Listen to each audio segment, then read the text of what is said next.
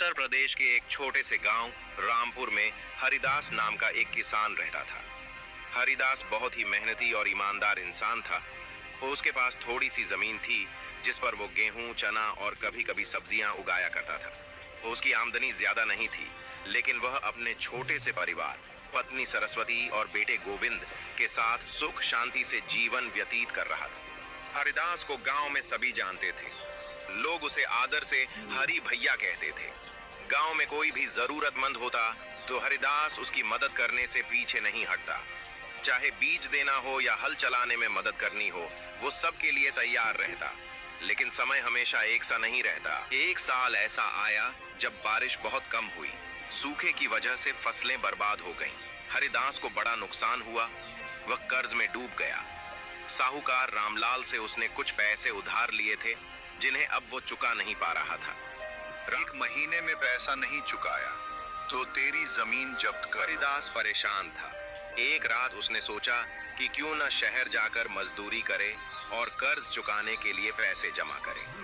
अगली सुबह वो अपनी पत्नी से बोला, सरस्वती, मैं कुछ महीनों के लिए शहर जा रहा हूँ।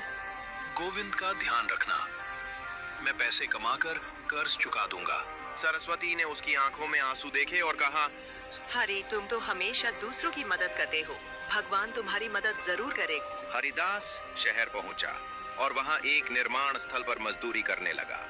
दिन भर कड़ी धूप में ईंटें ढोता और रात को एक झोपड़ी में सोता।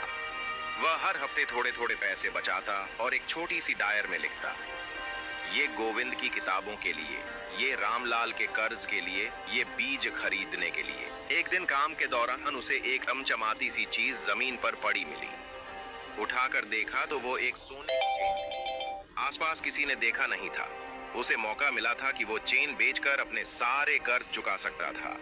लेकिन उसने वो चेन फौरन अपने ठेकेदार को दे दी और बोला, ये किसी मजदूर की होगी, उसे वापस कर दीजिएगा। ठेकेदार को उसकी ईमानदारी पर भरोसा नहीं हुआ। उसने कहा, तुमने इसे चुपचाप रख लिया होता, कोई जानता भी नहीं। तुम्हारी तरह ईमानदार लोग अब कहाँ हैं? हरिदास मुस्कुराया और बोला, अगर मैं झूठ और बेईमानी करता तो मेरे गांव वाले मुझे हरि भैया नहीं कहते।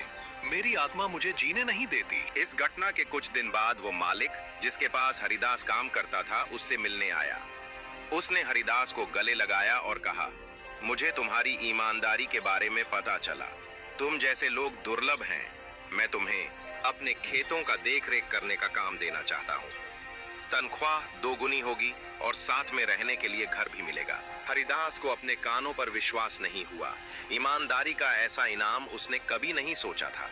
उसने वो नौकरी स्वीकार की और अगले कुछ महीनों में कर्ज चुकाने के लिए पैसे इकट्ठा कर लिए। एक साल बाद जब हरिदास गांव लौटा तो गांव वालों ने उसका स्वागत किया। उसने सबसे पहले रामलाल को ढूंढा और उसका सारा कर्ज चुका दिया। रामलाल शर्मिंदा होकर बोला, हरिदास, मैंने तुम्हारे साथ कठोरता की, लेकिन तुम सचमुच ईमानदार और नेक इंसान हो।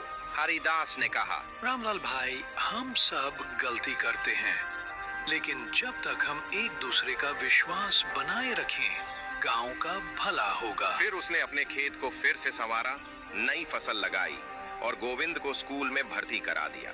गांव के प्रधान ने उसे ग्राम रत्न का सम्मान दिया और कहा, हरिदास की ईमानदारी और मेहनत हम सबके लिए प्रेरणा है।